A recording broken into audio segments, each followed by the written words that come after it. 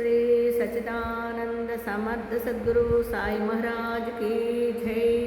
సాయి బిడ్డలందరికీ కూడా సాయినాథుని ఆశీర్వాదాలతో మనము 4వ అధ్యాయంలో ఉన్నాము. నిన్న సాయిబాబా రూపురేఖలు అది అయిపోయింది, చెప్పుకున్నాము. ఈవేళ గౌలీ బువ్వ అభిప్రాయం చెప్పుకుందామండి. సాయిరామ్.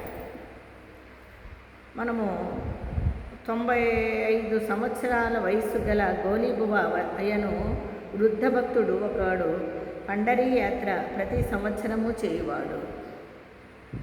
ఆయనకి 95 సంవత్సరాలు అంటండి. గౌలీబువ 8 మాసములు పండరీపురమందు, మిగతా 4 మాసములు ఆషాఢము మొదలగు కార్తీకం వరకు, అంటే జూలై నవంబరు నెలల్లో గంగానది ఒడ్డునన్ను ఉండేవాడు. ఈయన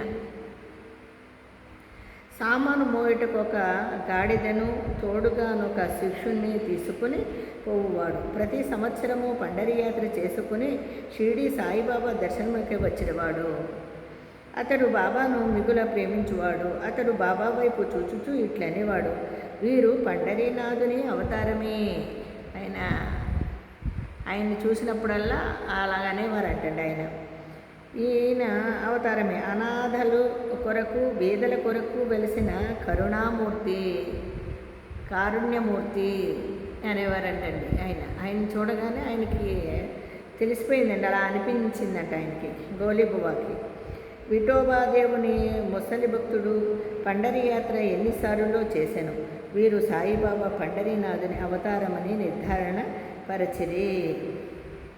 ఈ విధంగా ఆయన్ని పండరీనాథుడని, పాండురంగుడని ఇలాగా అనుకునేవారు. గౌలీబువ అనే ఆయన ఈ బాబా గారిని ఈ రకంగా వర్ణించుకున్నారండి. అయితే అప్పుడు విఠల దేవుని దర్శనం, మనం అలా విఠల దేవుని దర్శనం ఎట్లానో చూద్దాం. సాయిబాబాకు భగవన్నామస్మరణ ఎందును, సంకీర్తన ఎందును మిక్కిలి ప్రీతి. వారెప్పుడు అల్లా మాలిక్, ముందుగా చెప్పుకున్నాం మనం.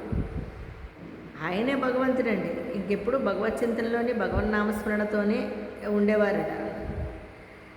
అల్లా మాలిక్ ఎప్పుడు ఆయన అంటే ఓ భగవంతుడా అంటూ ఆయన ఎప్పుడు ఆయనే భగవంతుడు, కానీ భగవన్నామస్మరణ ఉండేదంట ఆయనలో. అనగా అల్లయ్యే యజమాని అని అనుచుండేవారు. అల్లా మాలిక్ అంటే ఇదండి, అంటే భగవంతుడే యజమాని.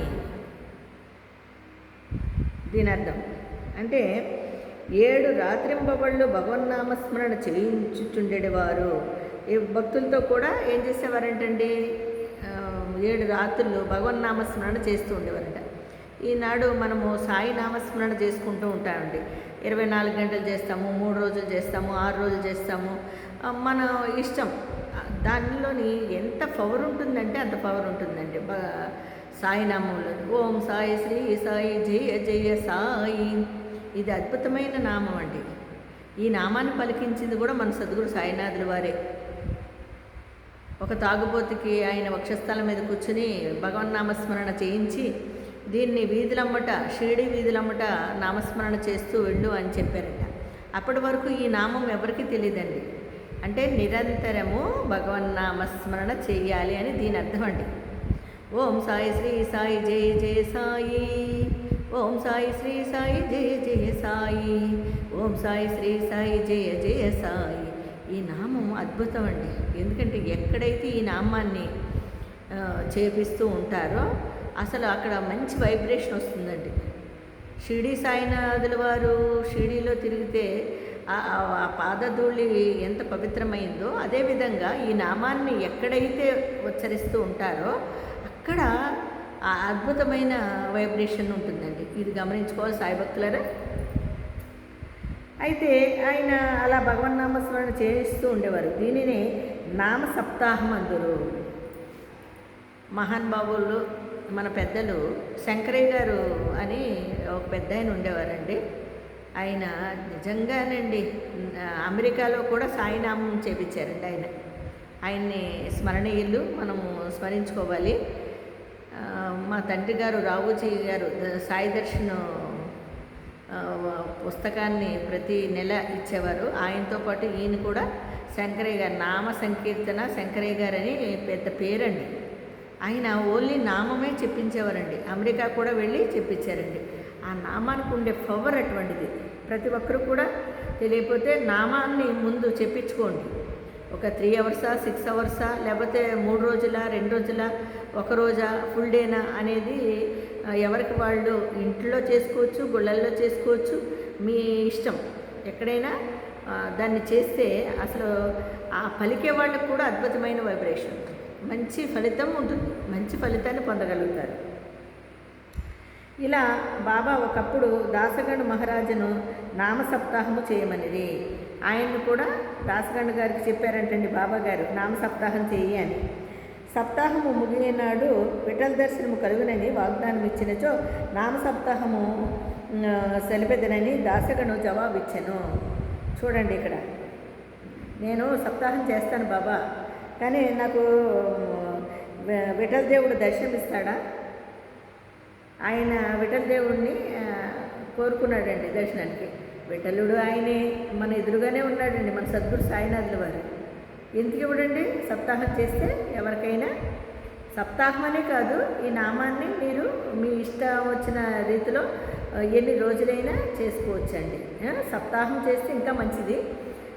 లేని వాళ్ళు ఇలా కూడా 1 డే చేసుకోవచ్చు, 3 డేస్ చేసుకోవచ్చు, 6 డేస్ చేసుకోవచ్చు, మీ ఇష్టం. అది ఎలాగైనా చేసుకోవచ్చు. అలాగా ఆయన అన్నారంటండి, నాకు విఠల దేవుడు దర్శనమిస్తాడా, నేను నామ సప్తాహం చేస్తాను అని.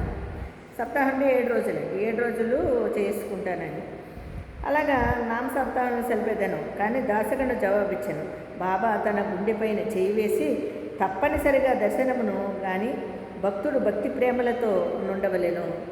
నీకు తప్పకుండా విఠలుడి దర్శనం అవుతుంది, కానీ భక్తి శ్రద్ధలతో ఉండాలి.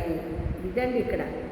ఎందుకంటే ఏదో చేసేసాము అంటే కాదు, దాన్ని భక్తి శ్రద్ధలతో చేసి తప్పకుండా విఠలుడే కాదు, మన ముందు సద్గురు సాయినాథుల వారు సాక్షాత్తు విఠల దర్శనం ఇస్తారండి. ఇది 100% షూర్. ప్రతి ఒక్కరూ గమనించుకోండి కావాలండి.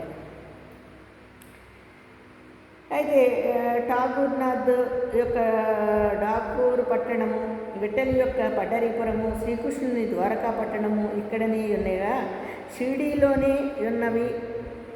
ఎవరునూ ద్వారకాకు పోవాల్సిన అవసరం లేదు, విఠలుడు ఇక్కడనే ఉన్నాడు. అబ్బా, ఎంత గొప్పగా చెప్పారు చూడండి బాబాగారు.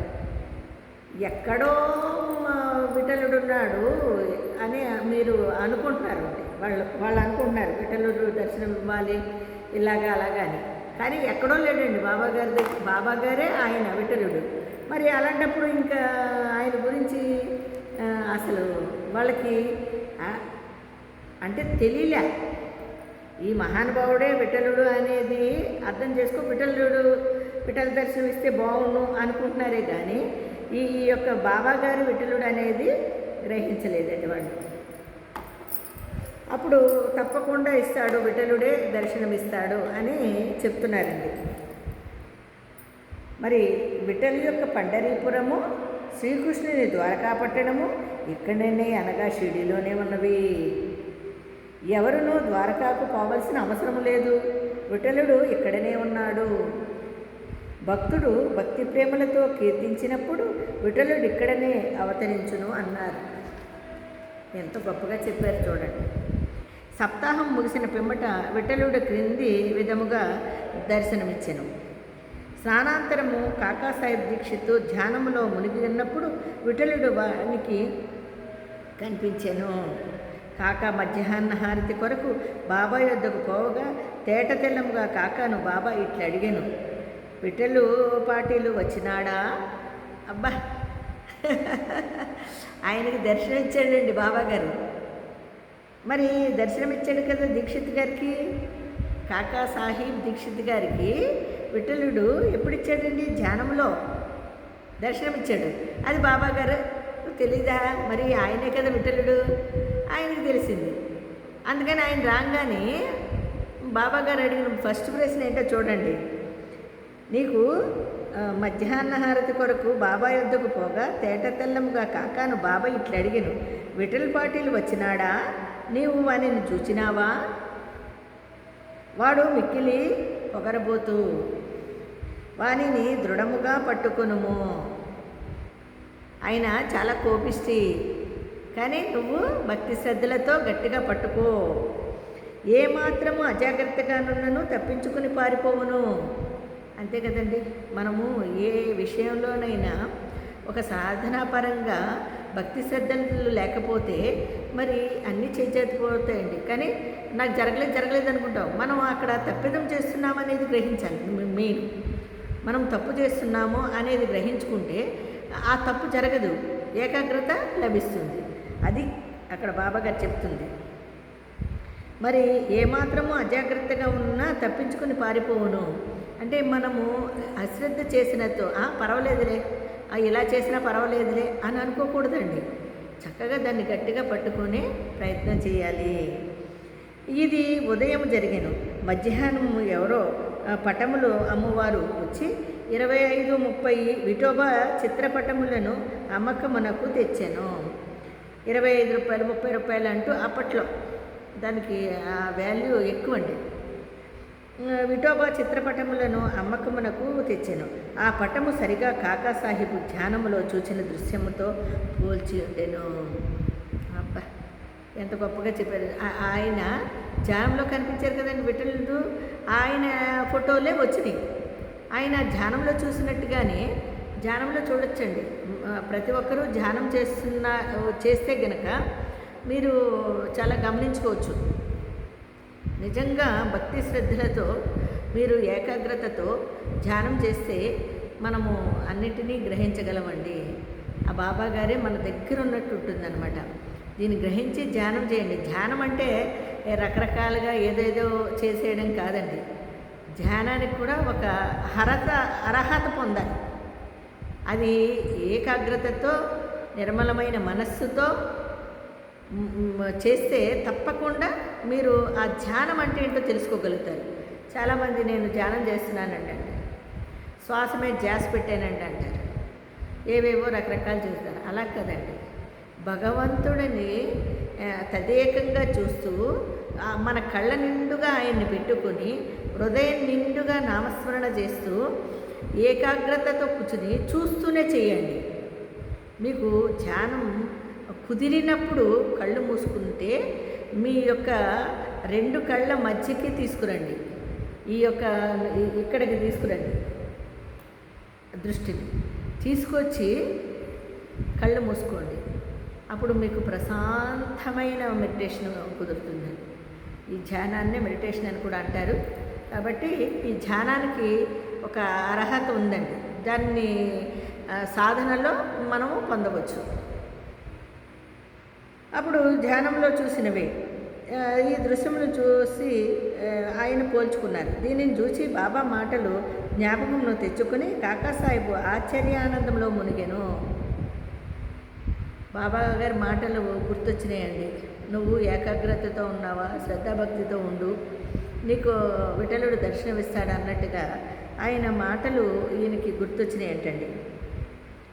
ఆశ్చర్యానందంలో మునిగెను. విఠోబా పటమునొకటి కొని పూజా మందిరంలో నేను ఆయన ఒక పటం తీసుకుని ఆయన పూజా మందిరంలో పెట్టుకున్నారటండి. అప్పుడు భగవంతరావు క్షీరసాగరుని కథ. అప్పుడు ఏం జరిగిందో చూద్దాం. విఠల పూజ యందు బాబాకి ఎంత ప్రీతియో భగవంతరావు క్షీరసాగరుని కథలో విదేశీకరింపబడినది, అంటే అక్కడ వివరించబడినది. భగవంతరావు తండ్రి విఠోబా భక్తుడు. పండరీపురమునకు నియమముగా యాత్ర చేయుచుండేవాడు. ఇక్కడ విఠోబా ఎవరండి? భగవంతరావు తండ్రి, విఠోబా భక్తుడు. అప్పుడు పండరీపురమునకు నియమముగా యాత్ర చేయుచున్న, అంటే పండరీపురం ఎప్పుడు వెళుతూ ఉండేవారంటండి ఎక్కువగా. ఇంటి వద్ద కూడా విఠోబా ప్రతిమ నుంచి దానిని పూజించువారు. ఆయన విఠోబా విగ్రహాన్ని పెట్టుకుని కూడా ఆయన పూజించేవారంటండి ఇంట్లో. ఆ విధంగా పూజిస్తూ ఆయన ఏం చేశారంటే, అతడు మరణించిన పిమ్మట తన కొడుకు పూజను యాత్రను అశ్రద్ధ చేశాను. ఆయన చూడండి, ఆయన తండ్రి గారు చేసిన శ్రద్ధ ఈయనలో లేదు. దాన్ని అశ్రద్ధ చేశాడు. ఆయన చెప్పారు తండ్రి గారు, నువ్వు అశ్రద్ధ చేయకుండా చక్కగా చేసుకో అని చెప్పారు. కానీ ఈయన తండ్రి లేనప్పుడు ఈయన చేయలేకపోయారు. ఆ తండ్రి బాబా వాని తండ్రిని జ్ఞప్తికి తెచ్చుకొని భగవంతరావు షిరిడి వచ్చినప్పుడు బాబా వాని తండ్రిని జ్ఞప్తికి తెచ్చుకొని వీని తండ్రిన స్నేహితుడుగాన వీని నిచ్చడకు ఈడ్చుకుని వచ్చి తిని. అబ్బా చూడండి ఎంత గొప్పగా ఉందో. ఈయన నా భక్తుడు, వీళ్ళ తండ్రి కాబట్టే ఈయన్ని నా దగ్గరికి పిలుచుకొచ్చాను. ఎవరిని? భగవంతరావు షిరిడి వచ్చినప్పుడు బాబా ఇలా అన్నాడండి, ఈ భగవంతరావు తండ్రి నాకు మంచి స్నేహితుడు, అందుకనే ఈయన్ని ఇక్కడ దాకా తీసుకొచ్చాను. వీడు నైవేద్యము ఎన్నడూ పెట్టలేదు, నైవేద్యం పెట్టలేదంటండి. కావున నన్ను విఠలుని కూడా ఆకలితో మార్చెను, అందుచేత వీనిని ఇక్కడకు తీసుకొచ్చిందని. ఎంత గొప్పగా చెప్పారు చూడండి. ఆయన తండ్రి లేనప్పుడు ఈయన నెగ్లెక్ట్ చేసి కనీస నైవేద్యం కూడా పెట్టలేదండి. అందుకనే ఆయనకి తెలిసి రావాలని చెప్పి బాబా గారు షిరిడి వచ్చేలా చేసుకున్నారంటండి ఆయన్ని. కావున నన్ను విఠలుని కూడా ఆకలితో మార్చెను, అందుచేత వీనిని ఇక్కడకు తెచ్చి తిని. వీడు చేయనది తప్ప బోధించి చివాట్లు పెట్టి తిరిగి పూజ ప్రారంభించినట్లు చేశాను అనేదంటండి బాబాగారు. చివరికి ఆయన చేత ఏం చేశారు ఈయన బాబాగారు? వీడు అన్నీ నెగ్లెక్ట్ చేస్తూ వాళ్ళ నాన్నగారి మాటలు కూడా పట్టించుకోకుండా ఏది చేయకుండా ఉండడం వల్ల నేను ఆయన్ని పిలిపించి ఆయనకి అన్ని రకాల పూజా విధానాలు అన్నీ నేర్పించాను అంటున్నారండి బాబాగారు ఆయనకి. మరి మనము ఈ 4వ అధ్యాయంలోని ప్రయాగ క్షేత్రంలో దాసగణ స్నానము మళ్ళీ రేపు చెప్పుకుందామండి. సాయిరాం.